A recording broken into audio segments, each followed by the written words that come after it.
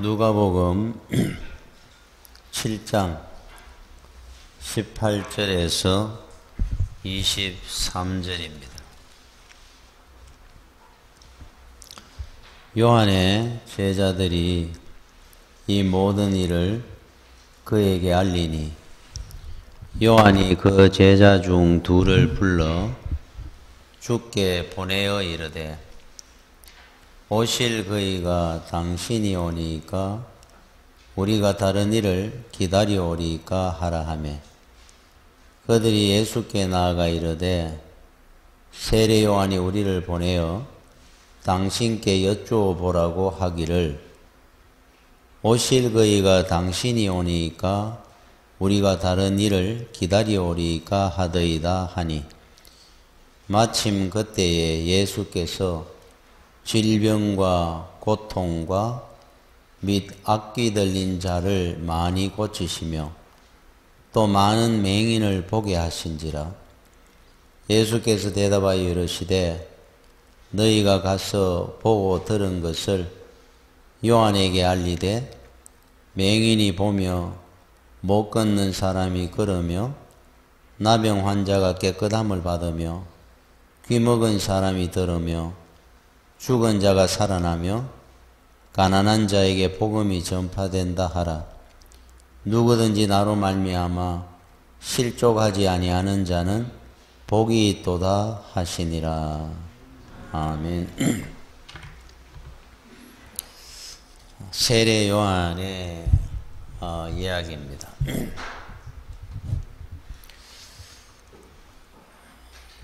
감옥에서 고생을 하다가 보니까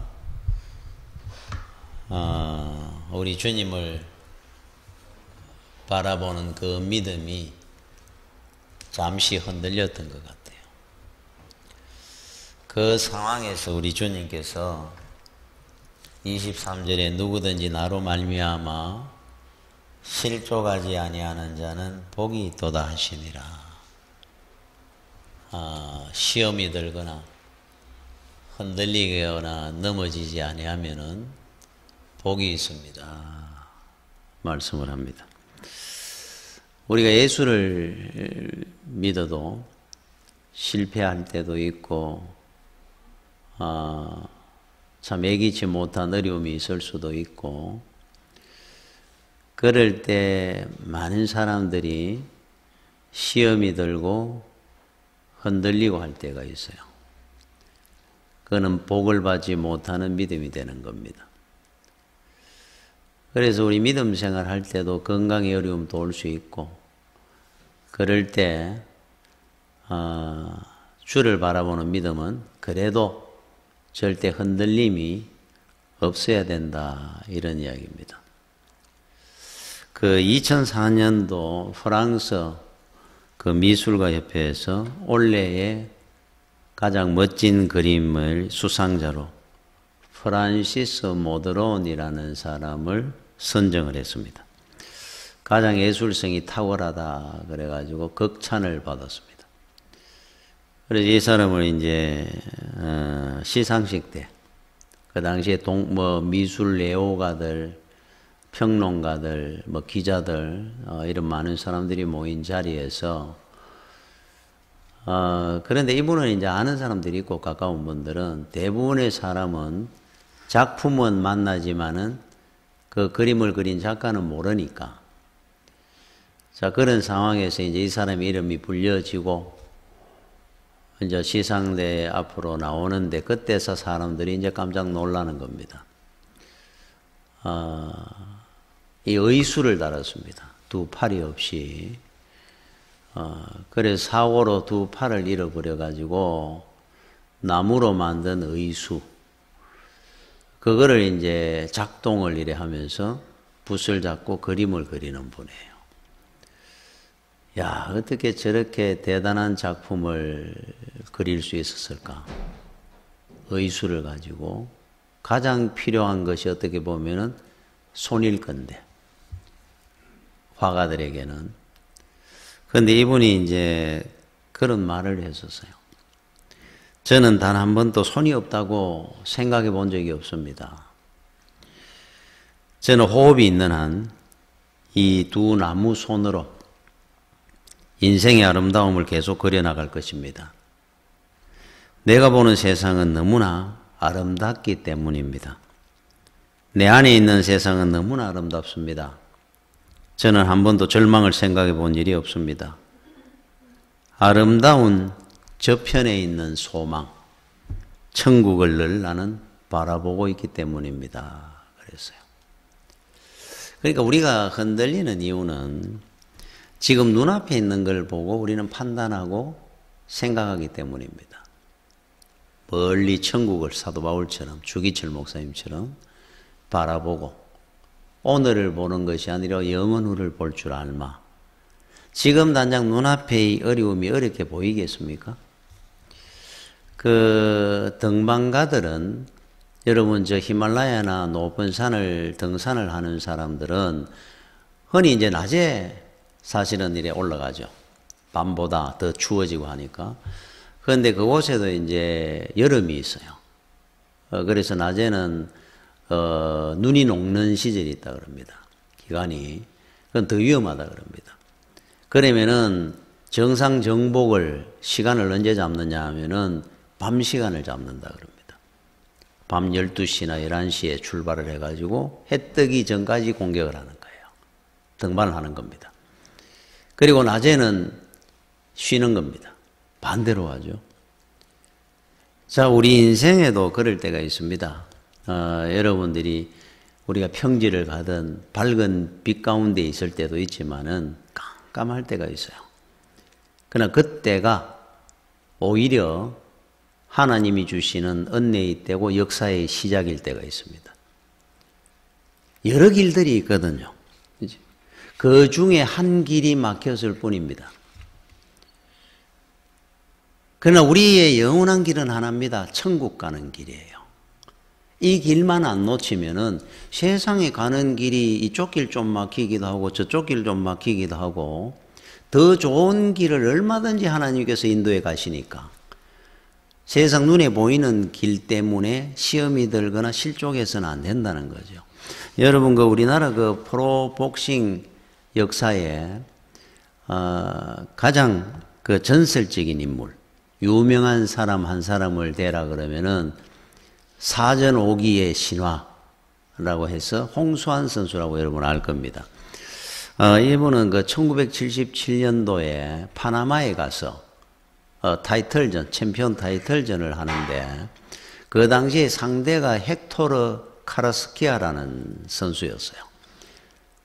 그때 세계에서 가장 유망주로 1위였습니다. 거의 전 KO승입니다. 펀치가 얼마나 센지. 반탄급 요 정도 아주 경량급에서.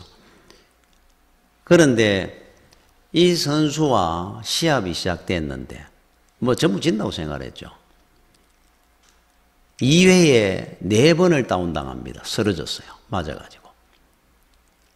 그런데 계속 일어나는 겁니다. 한 번 쓰러지고 일나고, 2번 쓰러지고 일나고, 3번 쓰러지고 일나고, 4번. 그러다가 2회가 끝이 났습니다. 몇 회나 가겠느냐 하고 우리는 보고 있는데 3회가 시작되자마자 역전극이 벌어진 거예요. 카라스키아 선수를 KO시키고 챔피언이 됐습니다. 그래서 사전 5기의 신화라 그래가지고 우리가 홍수환 선수를 기억을 합니다. 그런데 그 홍수환 선수가 그런 말을 했어요. 제가 만약에 카라스키아 선수와 시합을 해가지고 1회에 제일 쉬운 방법으로 한 방에 그냥 KO를 시키고 챔피언이 됐다고 한다면 여러분들은 저를 기억하지 않을 겁니다. 그랬어요. 여러 챔피언들 많았지 않습니까? 우리나라에. 우리 다 기억 못합니다. 그 중에 한 명으로 지나갔을 거라는 겁니다. 내한테는 오히려 4번 다운되고 5번째 쓰러뜨렸던 사전 5기에 그 순간이 있었기 때문에 나는 갈채를 받았고 오늘의 홍수환이라는 사람이 있게 된 겁니다. 지금 저도 이렇게 생각을 하니까 만약에 홍수환 선수가 다른 선수들처럼 뭐 평범하게 그냥 선수 생활을 KO도 시키고 그러다가 이제 은퇴를 하고 그렇게 기억이 안 남았을 것 같아요. 이 사람한테는 그게 인생의 오히려 최고의 기회였던 겁니다. 오히려 4번 쓰러졌다가 이긴 것이 온 국민들을 막 열광하게 하고, 그걸 각본을 써도 그래 썼겠습니까? 여러분 인생 살다가 수없이 다운될 때 있습니다. 한 번, 2번에 포기하는 사람이 있는가 하면은 3번이고 4번이고 7.8기로 일어나가 역전시키는 사람도 있어요. 여러분 그 상대방이 어떤 그 헥토르 카라스키아 선수는 어떻게 된 줄 압니까? 최고의 유망주였다가 그 KO패를 당하면서 복싱을 하던 것을 그만두고 정치에 입문해 내가 시의원이 되고 시장을 2번이나 하고 국회의원까지 된 사람이에요. 대단하지 않습니까? 그 2사람 다. 그 사람은 복싱하고 평생 살 거라 생각했는데 실패를 하고 나니까 길을 바꿨는 것이 정치에 입문하게 되고 정치인이 되고, 그것도 그냥 정치인이 아니고 시장도 되고 국회의원도 되고 시의원도 되고 성공했는 정치인이 됐어요. 더 좋은 길을 갔다는 것 같아요. 제가 이래 보니까.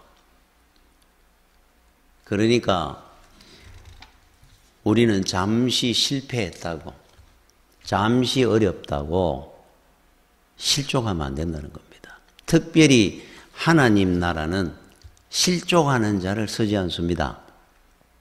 수없이 많은 고난과 시련이 있는 길이니까 이 길 자체가. 뭐 한두 번에 쓰러지면은 KO패 당하면 그 사람을 하나님께서 어떻게 쓰겠어요? 또 일어나는 겁니다. 오늘 본문에 보니까 실족이라는 말이 나오죠. 23절에 누구든지 나로 말미암아 실족하지 아니하는 자는 복이 있도다 하시니라. 실족하는 말은 실망하는 말과 같은 말입니다. 넘어지는 일이나 실망하는 일이나. 그지? 자, 세례요한이 왜 실망을 하게 되느냐면은 이 사람 대단한 사람입니다. 우리 주님이 칭찬하기를 역사에 여자가 낳은 자 중에 가장 큰 자라 그랬으니까. 하나님을 직접 얼굴을 봤던 사람이잖아요. 많은 선지자. 세례요한은 마지막 선지자입니다.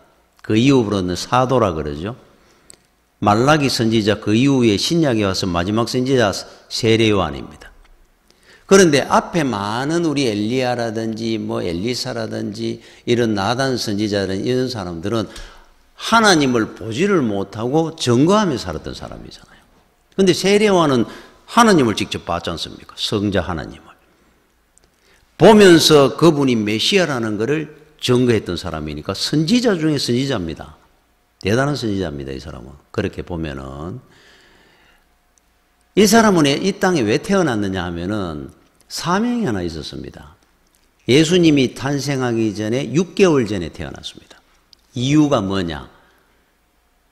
주님이 메시아임을 증거하라고 주의 길을 예비하라고 먼저 보낸 겁니다. 하나님이. 그 사명을 위해서 한 분이에요. 주를 증거하다가 가는 분입니다. 이 사람은. 그러면은 시련을 당하던 어려움이 있던 흔들릴 이유도 없습니다. 증거하다가 죽으면 됩니다. 자기는. 천국의 상급이 자기보다 큰 사람이 없다 그랬으니까 미련 없이 죽으면 돼요. 그런데 이 사람이라는 게, 자, 이분은 어느 정도로 대단했느냐. 예수 그리스도를 세례를 줬잖아요. 요한이. 요단강에서. 자, 보라 하나님의 어린 양이로다. 하늘에서 비둘기 같은 성령이 임하는 걸 직접 봤고. 대단한 분이지 않습니까? 그러다가 헤롯 왕이 죄를 짓는 걸 보면서 그를 질책하다가 감히 왕한테 정의와 진리를 선포하다가 감옥에 간 사람입니다. 이제 감옥에 가서 흔들린 겁니다. 1달, 2달, 6개월 제자들이 면회를 온 겁니다. 물었어요. 예수님이라는 자기가 메시아라고 증거했지 않습니까? 그분은 지금 뭐하고 있더냐 물은 거예요. 자기는 지금 감옥에 있는데 전혀 소식을 못 듣는 겁니다. 그러니까 이제 제자 중에 한 사람이 가는 겁니다. 예수님이 다니면서 많은 병자도 낫게 하고 죽은 자를 살리는 역사가 일어납니다. 아, 그분이 메시아구나. 그래서만 됐지 않습니까? 그럼 내 할 일 다 한 건데. 그때 이런 말을 하는 겁니다. 제자가 아마 그렇게 이야기했을 거예요. 그렇게 대단한 메시아이신데 왜 선생님은 감옥에 두고 있는지 모르겠습니다. 그때 그러면은 네가 가서 물어봐라. 당신이 진짜 메시아입니까? 그 왜 물으라 그러겠습니까? 고생하고 감옥에 있다 보니까 흔들리기 시작하는 거예요. 아니 나를 왜 이렇게 그냥 두는지 그냥 있다가 가면 돼요. 자기는. 그게 사명이니까. 가서 한번 물어봐라. 그게 이제 20절입니다. 당신이 메시아가 맞습니까? 구원자? 아니면은 다른 분을 내가 기다려야 됩니까? 세례 다 주고 다 해놔놓고. 이런 맹랑한 질문이 어디 있습니까? 흔들린 거예요. 그때 우리 주님에게 제자들이 와서 물은 겁니다. 다른 사람 기다려야 됩니까? 그래 우리 주님께서 말씀을 하는 겁니다. 23절에 나로 말미암아 실족하지 아니하는 자, 실망하지 아니하는 자는 복이 있도다. 어떻게 그만한 일로 네가 실망을 하고 흔들리느냐? 이 말씀을 하는 거예요. 자, 여러분들도 주님께서는 모든 세례요한뿐만 아니고 지금 우리들한테도 똑같은 말씀을 하고 있습니다. 여러분 인생 살면 고난이 있어요. 고난 없는 인생이 어디 있습니까? 근데 그 고난이 과연 어떤 고난이냐가 중요하겠죠. 그저 세상을 살다가 겪는 고생하는 거와 주를 위해 살다가 고생하는 거 이게 비교가 되겠습니까? 이건 고귀한 고난입니다. 이것으로 우리는 충분히 만족하는 거예요. 앞으로 천국으로부터 받을 상급이 얼마나 큰데 이것 때문에 여러분들이 세례요한이 오실 그 사람이 당신 맞습니까? 하는 질문은 어떤가 가서 합니까? 내가 예수를 믿어 잘된 게 뭐 있어? 하는 말입니다. 이게. 이스택에 뭐 말이 안 되는 이야기였잖아요. 여러분 예수 믿어도 시련도 있고 실패도 있고 뭐 건강의 어려움도 있고 고난이 옵니다. 단지 하나님께서는 우리를 저울을 다시는데 여러분 저울은 왜 단다 그랬습니까? 우리에게 은혜를 주시기 위해서 저울을 답니다. 믿음의 저울이 있어요. 자, 하나님 앞에 믿음의 저울을 두는데 우리 김 집사님의 믿음에 그나마 달아보는 겁니다. 그 믿음의 무게만큼 은혜를 얹어야 될 거 아닙니까? 맞춰야 됩니다. 믿음은 적은데 은혜를 많이 얹으면 휙 날아가는 겁니다. 그러면 그 믿음의 저울을 언제 하나님이 주로 사용하느냐 하면 평안하고 좋을 때보다 시련과 고난, 실패, 건강의 어려움이 올 때 믿음의 저울을 다실 때가 많아요.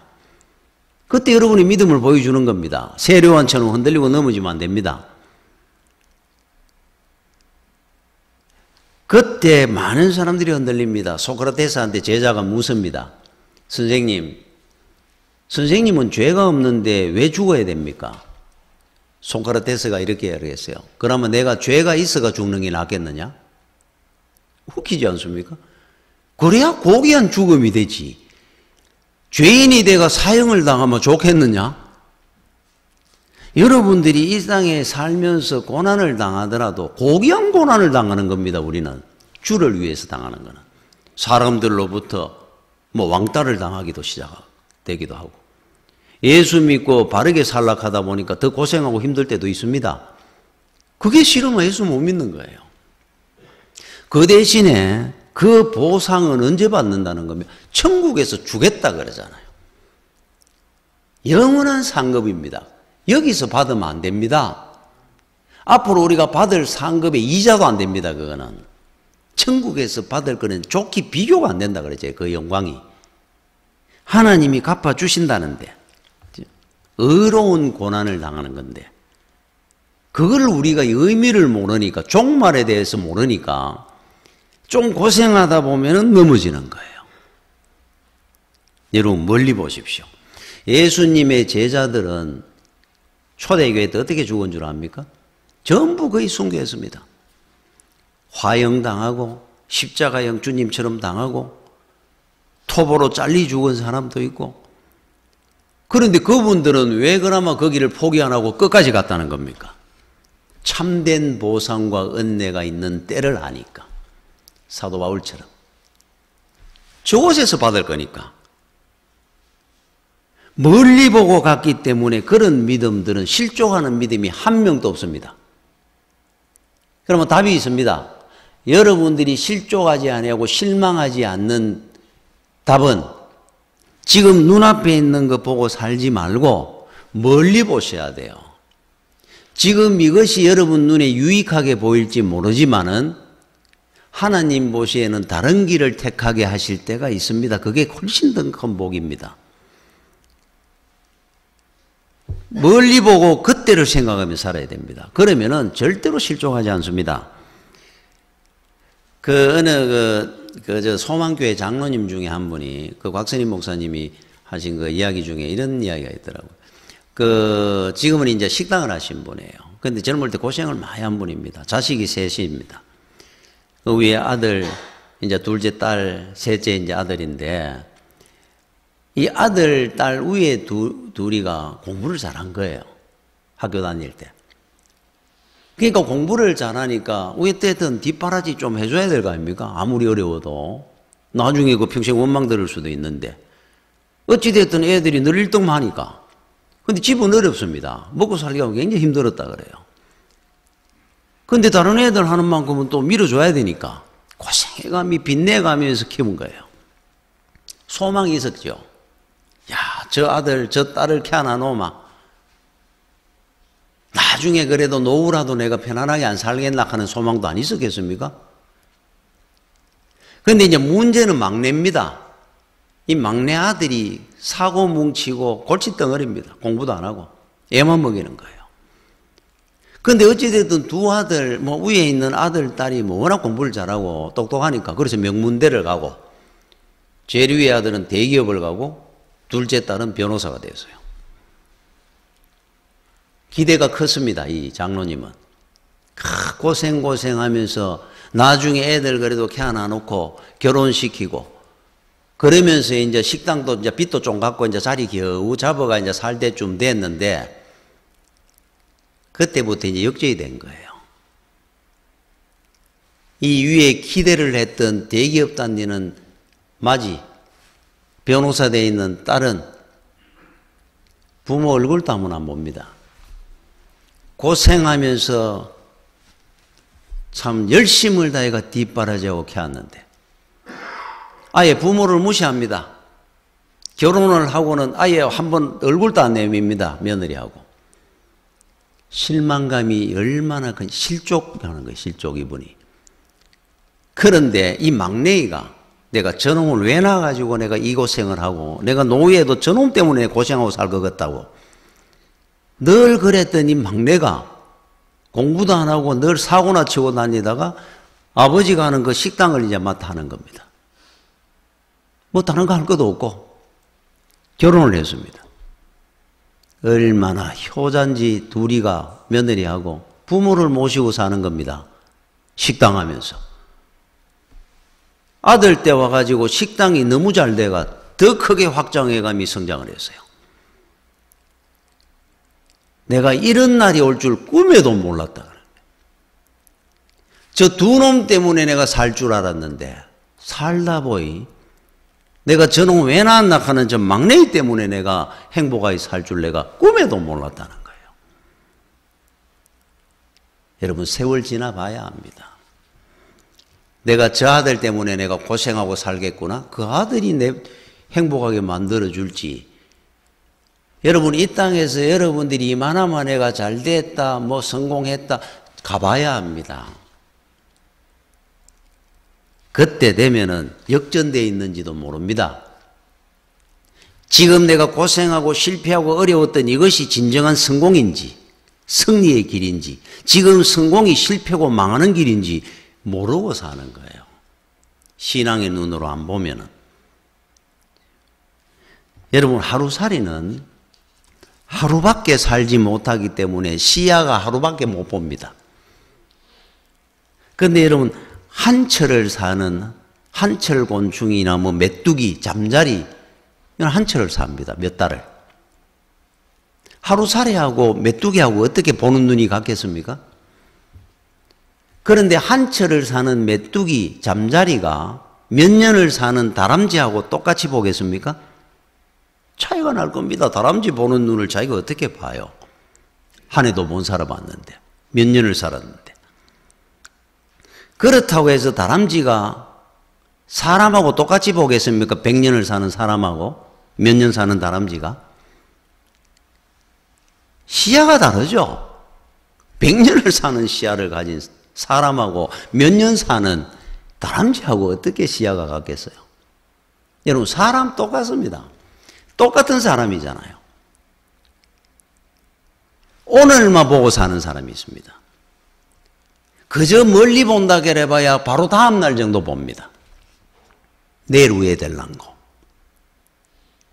영원을 보고 사는 사람이 있습니다. 사도 바울처럼. 어떻게 세상 사는 방법이나 시야가 똑같겠습니까? 다르죠. 그런데 사람은 오늘을 살아가야 됩니다. 그런데 우리도 똑같이. 그러나 여러분들은 오늘을 산다고 해서 오늘만 보면 안 된다는 말이에요. 메뚜기나 하루살이처럼. 오늘을 살아가고 있지만 우리는 영혼을 보고 살아야 됩니다. 그래야 하루살이 같은 인생이 안 돼야죠. 천국을 보고 살면은 지금 눈에 보이는 거 이것 때문에 실족하고 시험 들고 안 합니다. 보는 시야가 다릅니다. 벌써. 멀리 보고 가는 거니까.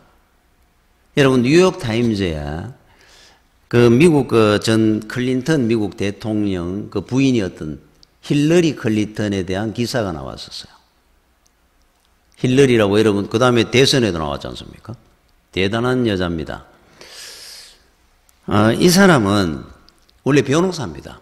법대를 나와가. 클린턴처럼. 그런데 남편 클린턴을 대통령으로 만들기 위해서 자기 자신의 모든 것을 포기하고 변화시켰던 사람이에요. 대단한 여자입니다. 나중에 남편한테 배신을 당하기도 하고 자기가 대통령이 되겠다고 출마하기도 했는 사람인데 뭐를 포기하고 변화했느냐 하면은 1982년도에 클린턴 대통령이 처음 정치에 나와가지고 주지사 후보로 나왔어요. 남편을 주지사로 당선시키기 위해서 뭐를 바꿨는 줄 압니까? 안경을 벗었다 그럽니다. 그 전까지만 해도 변호사답게 좀 근엄하게 보이려고 까만테 안경을 찍고 다녔어요. 이거를 부드러운 인상을 줘야 되겠다 그래가지고 주지사의 부인이 돼야 되니까 안경을 벗었다 그럽니다. 이 사람은 결혼을 해도 미국 사람들은 여자들은 결혼을 하면 남편 성씨를 따릅니다. 힐러리 클린턴 이런 식으로. 근데 이 사람은 얼마나 자기 자존심이 강했는지 개성이 강했는지 자기 성씨를 갖고 있었다 그래요. 결혼해도. 내가 왜 당신 성씨를 따라야 돼? 대단한 분입니다. 그런데 성씨를 바꾸었다 그럽니다. 자기 자존심을 버렸어요. 힐러리 클린턴으로. 자, 1992년대에 마침내 클린턴 대통령이 대통령에 출마를 했습니다.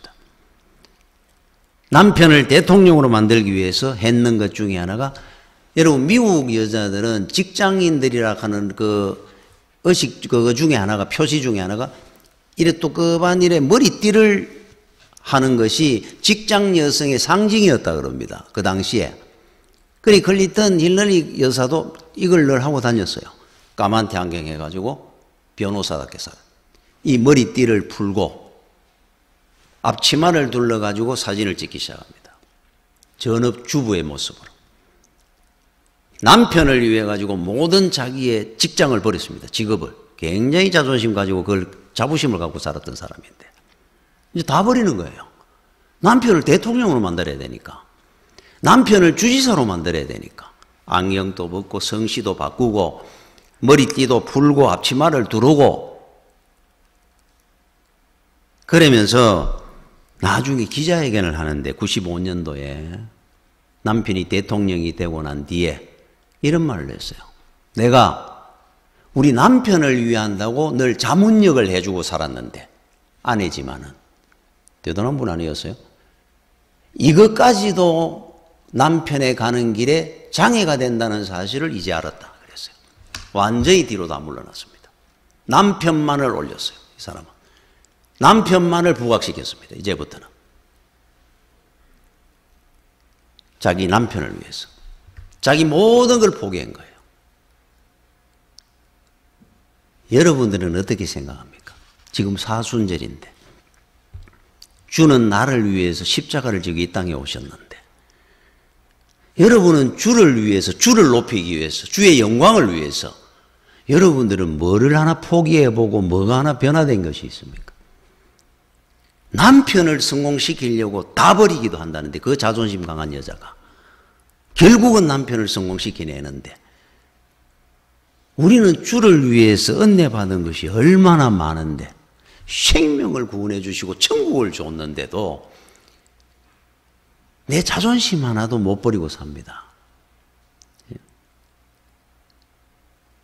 내가 하는 일 하나도 절대로 포기 못 합니다.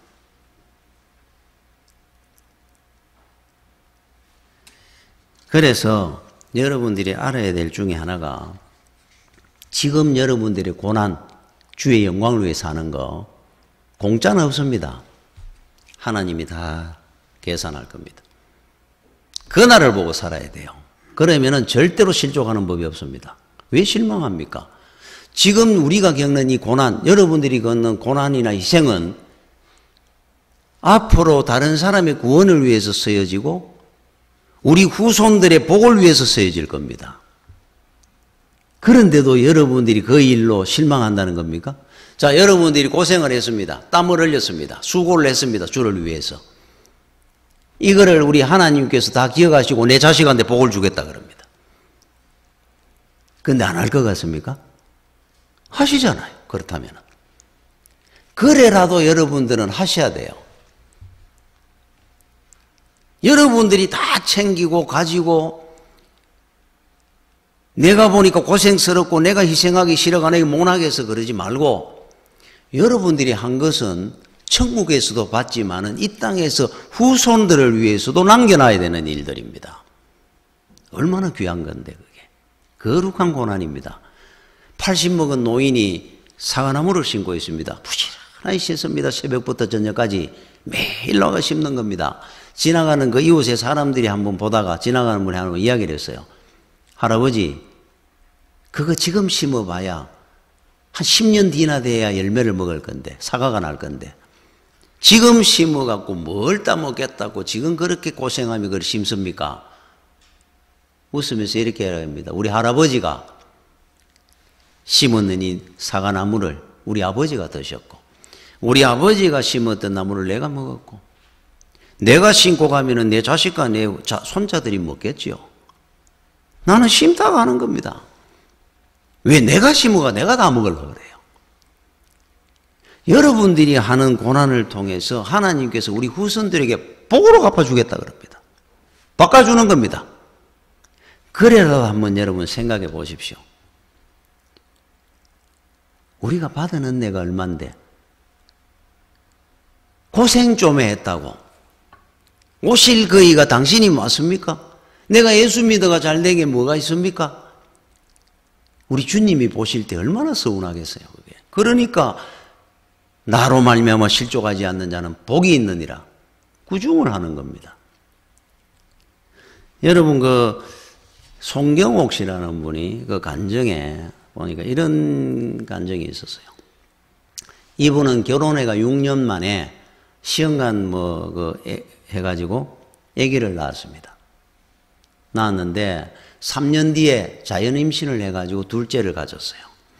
얼마나 기뻤는지 부부가. 너무 좋아하고 아이가 여기 있으면 발길질 막 할 때마다 야 이놈이 앞으로 훌륭한 축구 선수가 될 애가 나오려는 모양이다. 그러고 웃고 이래 즐겁다가 임신 5개월째 기형아 검사를 했는데 기형아라고 판정이 난 겁니다. 에드워드 증후군이라고 이거는 어떤 병이냐 하면은 심장과 폐가 기형적으로 생긴 거예요. 태어나도 몇 년 못 산다는 겁니다. 숨을 제대로 못 쉬는 겁니다. 그리고 손가락 발가락이 제대로 펴지지 않아가지고 손발을 제대로 활동을 못 합니다. 자, 5개월 되었습니다. 그 부모님, 형제들, 아는 친구들이 다 만류를 합니다. 낙태하라고. 어떻게 나을 거냐는 거예요. 낳아도 몇 년 못 산다는데 어떻게 키울 거냐. 갈등이 시작되었습니다. 그러던 중에, 기도하는 중에 하나님이 나한테 준 생명을 내가 어떻게 지울 수 있단 말이냐. 내가 어떻게 거부하겠느냐. 낳겠다고 결정을 했습니다. 난리 났습니다. 주변에서. 그때부터 태교를 시킨다고 클래식을 듣기 시작할 정도로 애한테 진심으로 노력을 했습니다. 기형하라고 이미 판정이 났지만 자기가 조그마한 가게를 운영했는데 접었습니다. 얘한테 전심전력하기 위해서. 자, 아기 이름을 미리 지었습니다. 세계상에서 어떠므로 제일 아름다운 아이 정원이라고 이름을 지어줬습니다. 그해 가을에 아기가 태어났습니다. 나자마자 한번 안아보지도 못하고 신생아 중환자실로 들어갔습니다. 모유를 코로 넣는 튜브 속으로 넣어줬습니다. 숨을 제대로 못 쉬니까 호흡기를, 산소호흡기를 달고 있어야 됩니다. 그죠? 몸무게는 거의 1kg도 안 되는 아주 작은 아이가 온몸에 바늘을 꼽았습니다. 영양제를 하든지 이런 거를 갖다가 투입하려고. 그 작은 애를 인큐베이터에 들어갔어요. 한번 안아보지도 만져보지도 못했습니다. 100일이 되는 날 인큐베이터 앞에서 사진을 찍었습니다. 2달 좀 됐을 때 마침내 의사 선생님한테 간청을 했습니다. 이대로 둘 수는 없다. 내가 낳은 새끼를 우리 집에 하루라도 내가 키워보고 싶습니다. 그래서 허락을 받아가지고 산소호흡기를 띄고 가서 이제 다시 꽂았지만은 옮기겠습니다. 집으로. 자, 집에 데려와가지고 똑같이 노력을 해가 키우는데 한 3, 4일이 안 가가지고 폐렴이 왔습니다. 그해 12월에 한 3개월이 채 되기 전에 그 어린 정원이는 심장이 멎었습니다. 한 번도 안아보지를 못했던 아기. 늘 옆에 튜브, 코에 뭐 산소호흡기 달고 있으니까 안아보지를 못했다가 심장이 멎고 난 뒤에 처음으로 가슴에 크게 안아봤다 그럽니다. 아기는 세상을 떠났습니다. 기자가 물었어요. 이 소식을 듣고. 그때 낙태하시지 후회하지 않습니까? 이분이 했는 말입니다. 나는 아기를 본 것만으로도 너무너무 나는 행복했습니다. 감당할 만한 충분한 시련이었습니다. 저한테는. 충분히 감당할 만한 시련이었어요. 아기를 받는 것이 어딘데 그 행복감이. 이게 어머니입니다. 어머니. 그렇죠? 아기가 건강 상태다 기형이다 아니라를 떠나서 10개월을 보호하고 태어나마 정성을 다해 지킵니다.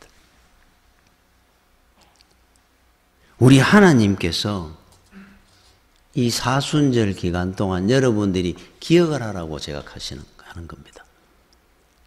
얼마나 우리를 사랑했으마 성자 하나님이 하늘 보좌를 버리시고 피조물인 인간의 형상을 입고 이 땅에 오신 겁니다. 그냥 온 것이 아니라 십자가에 달려 죽기 위해서 오신 거예요. 우리를 구원하기 위해서. 영원히 우리와 함께하기 위해서. 받은 은혜가 얼마나 큰데 천국을 얻었는데 조만한 거 하나로 우리는 늘 시험 들고 흔들리고 실족하는 겁니다.